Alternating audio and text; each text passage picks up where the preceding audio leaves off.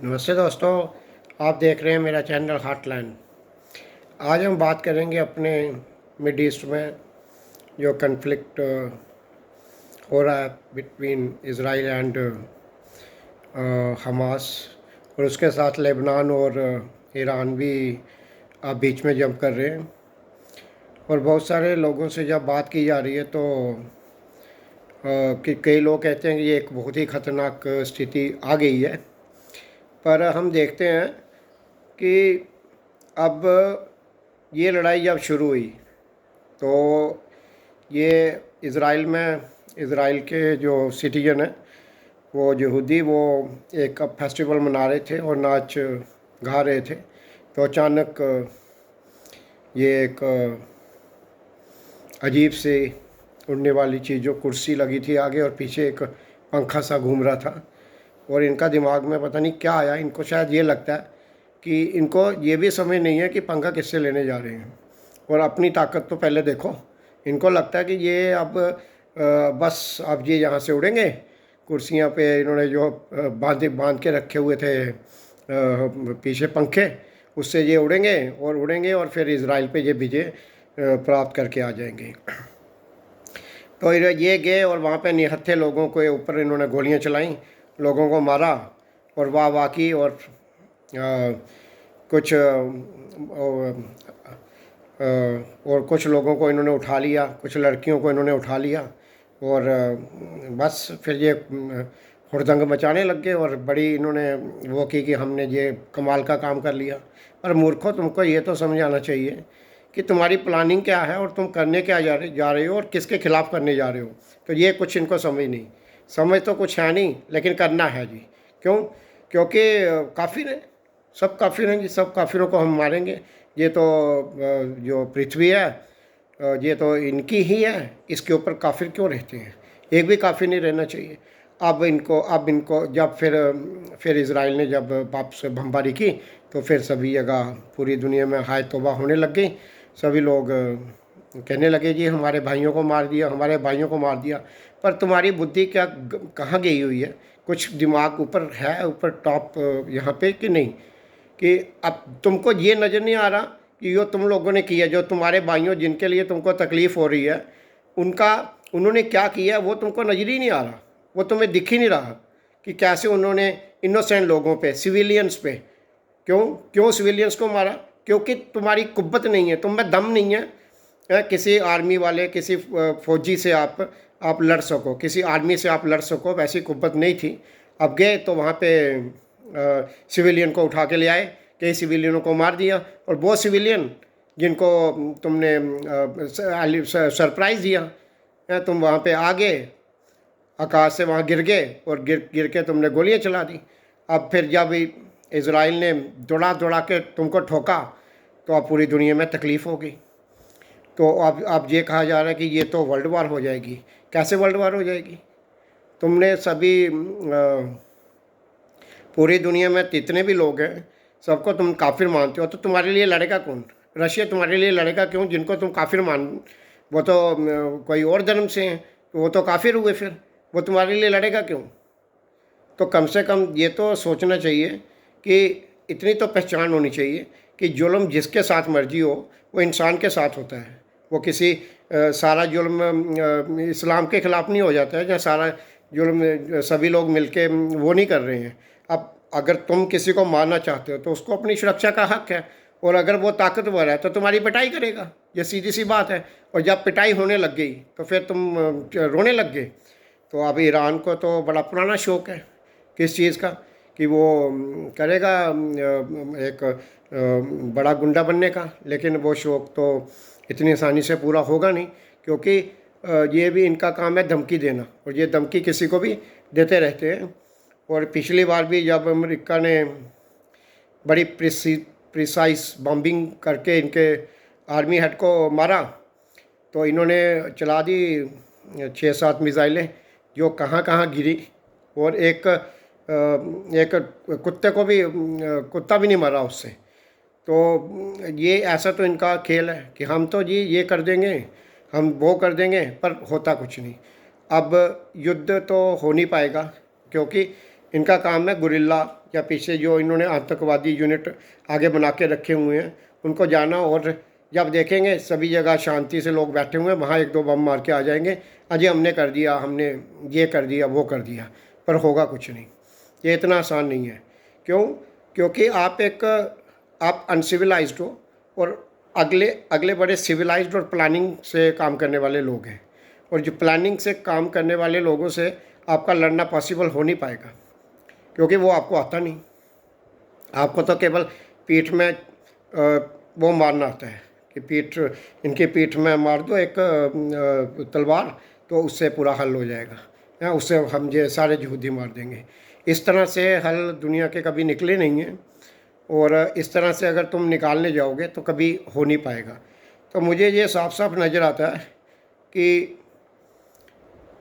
Central Asia में या इधर मिडल ईस्ट में अच्छी पिटाई हुई, हमास की तो अच्छी पिटाई हुई कि उनके तो जितने भी हड्डियां हैं वो तोड़ दी गई हैं, और अब उठने के काबिल नहीं रह गए। अब जहाँ कहीं छुप रहे हैं, अब पीछे अब लेबनान चिल्ला रहा है, तो अंदर घुस घुस के मारा जाएगा, ठोकेगा इज़राइल, और फिर इनको होश ठिकाने आ जाएंगे, और फिर ये चलाएंगे।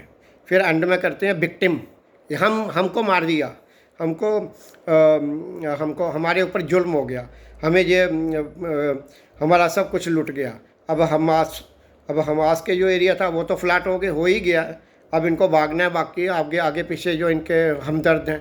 अब यहाँ से एक दूसरी बात ये करेंगे, यहाँ से एक रिफ्यूजी सीन बनेगा, और जहाँ से रिफ्यूजी जाएंगे अच्छे अच्छे देशों में, अब वहीं पे क्यों नहीं मरते हैं जी, वहीं पे क्यों नहीं जाते हैं वो, और जो इनके आगे पीछे के कंट्री हैं, अब परेशान पूरी दुनिया को करके रखना है, और बाद में पूरी दुनिया के सभी लोग काफिर हैं, हम ही हैं जो इधर जिएंगे, बाकी जो काफिर हैं उनको गर्दने काटो।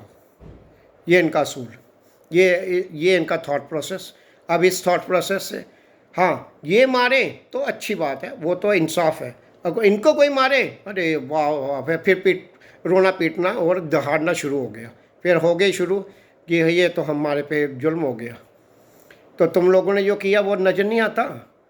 तो ये एक सीन है जो मैं देख रहा हूँ सेंट्रल एशिया में बनते हुए।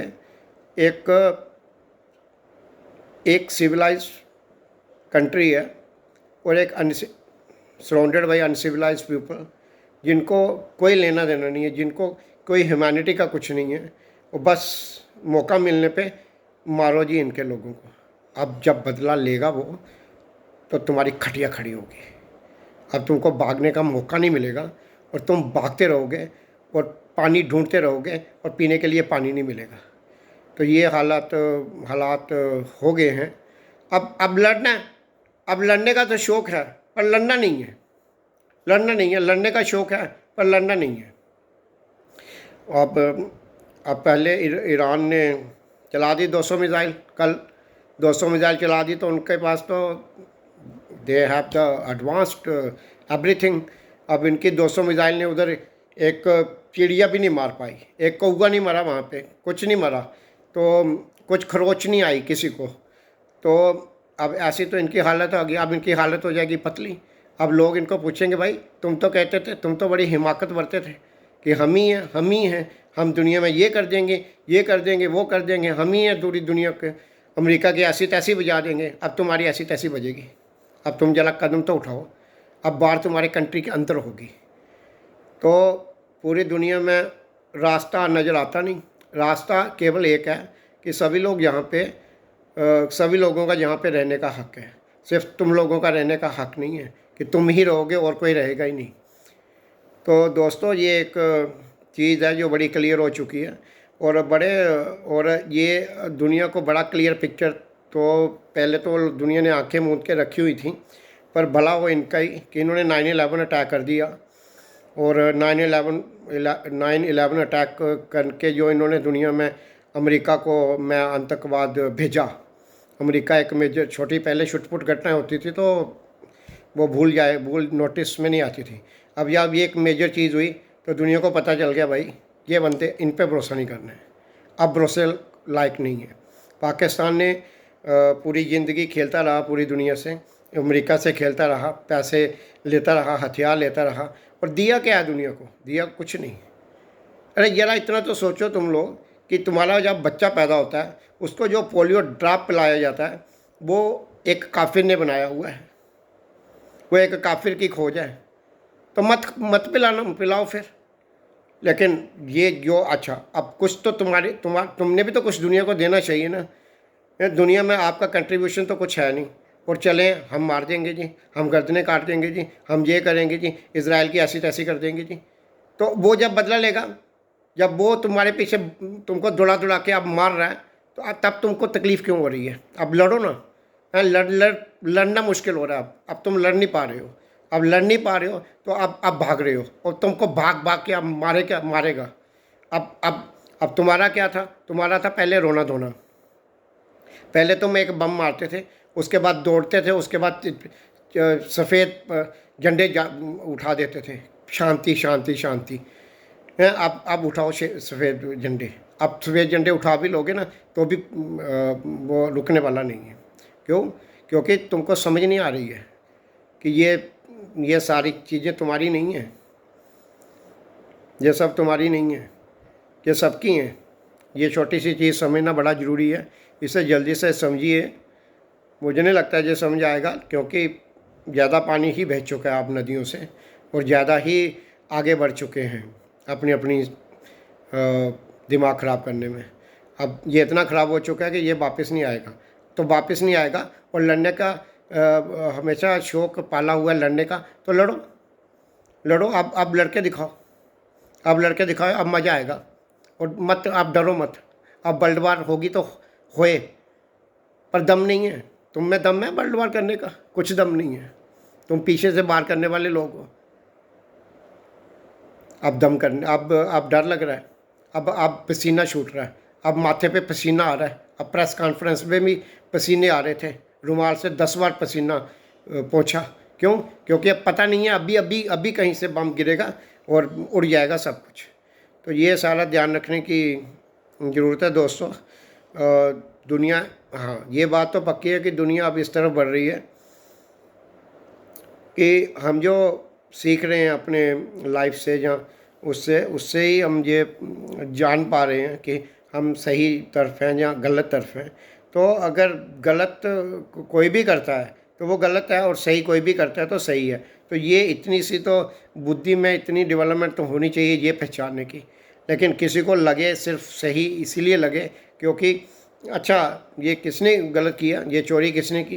अरे भाई ये चोरी एक यहूदी ने की। ओहो हो, ये तो बहुत बड़ी गलत काम कर दिया। अच्छा इसने ये यार, ये तो इस्लामी था, ये तो एक मुसलमान था। नहीं, कोई बात नहीं, ये ठीक है। तो इस तरह से तो नहीं ना चलेगा। तो ये चीज़ समझनी पड़ेगी और सभी इस चीज़ को समझें। तो ये सेंट्रल एशिया में एक चीज़ हो रही थी जिसके ऊपर मुझे लगा कि अब लोग तो इन्वॉल्व इसमें हो रहे हैं और कंट्री इन्वॉल्व हो रही हैं, पर दुनिया में अब इतना दम किसी में नहीं है दोस्तों कि आगे आके लड़ सकें। अब इज़राइल आगे आके इनको ठोक रहा है। तो ये तो क्योंकि शुरुआत इन्होंने की है, अब लड़ना भी है। अब मौका खुला मिल रहा है लड़ने का, तो लड़ लो। तो दूसरा, ईरान खुद तो इतना दम नहीं है कि वो इतनी आगे तक जाके इज़राइल तक अपने टैंक या अपनी आर्मी को वहाँ तक भेजेगा। तो ये थोड़ा भी बाहर निकलेगा तो ये तो ठोका जाएगा। और उसके बाद आ गया रशिया या कुछ लोग जो सपोर्ट करते हैं इसमें, बट कोई भी आज अफोर्ड नहीं करेगा क्योंकि ये एक लोकल वार है और इसमें जो थॉट प्रोसेस चल रहा है वो गलत चल रहा है। तो इसमें लोग चाहेंगे ये लड़ते रहें, बाहर की जो दुनिया है वो चाहेगी लड़ते रहें, क्योंकि उनका भी इसमें एक इंटरेस्ट, एक पर्पस सॉल्व होता है और इसमें इनकी इन्वॉल्वमेंट लगी रहे और ये बर्बाद हो जाए। तो ये एक चीज़ है। और इज़राइल के लिए अब टाइम नहीं है पीछे जाने का, क्योंकि बहुत कुछ उसने देख लिया है, बहुत वार्निंग दे चुका है। ये इनको तो शर्म नहीं है, क्योंकि अब इन्होंने अपना अड्डा भी बनाना हो तो ऐसी जगह बनाते हैं, स्कूल्स, क्या पता स्कूल से ऑपरेट करने लगे। क्यों? क्योंकि ये सामने वाला ह्यूमैनिटेरियन देखता है, ये बम नहीं मारेगा स्कूल पे, यहाँ पे बच्चे हैं, यहाँ से हम ऑपरेट करते हैं। तो इनकी इस ढंग से प्लानिंग होती है। अब जब तुम्हारी प्लानिंग ही ऐसी है तो तुम अपना माइंड देखो, अपना मेंटल स्टैंडिंग देखो और अपनी साइकोलॉजी देखो कि किस साइकोलॉजी से काम कर रहे हो। ये ही चीज़ है, क्योंकि तुमको गलत करना है ना, तो गलत औरतों का और बच्चों का सहारा लेके ही किया जाता है कि औरतों पे कहाँ गोली चलाएंगे जी, इससे तो दुनिया में हाय तौबा मच जाएगी। तो ये एक चीज़ है, इसको हमें अब ये तो रुकने वाला है नहीं है और रुकना चाहिए भी नहीं, ये आगे बढ़ना ही चाहिए। अब जिसको लड़ने का शौक़ है ना, वो अपनी लड़ाई पूरी कर लें। अब ईरान लड़ाई करे और दिखाए कि वो लड़ाई कर सकता है, और उसमें अगर शौक़ पाकिस्तान को भी है तो वो भी दिखाए। लेकिन चलो, उसका तो कारगिल वार के बाद बुखार उतर चुका है लड़ने का, और अब इतनी कुव्वत तो रह नहीं गई है, इतना दम लड़ने का। अब वो तो यही करेगा कि आतंकवादी ही बेच के छुटपुट घटनाएं कराएं, इतना ही दम रह गया। अब बाकी तो इनका टैलेंट इतना ही है कि आटा पीसने वाली चक्की की फैक्ट्री लगा के उसको कंट्रोल करना। तो करो, वो भी करो, और अगर दम है तो लड़ लो आप। धन्यवाद दोस्तों।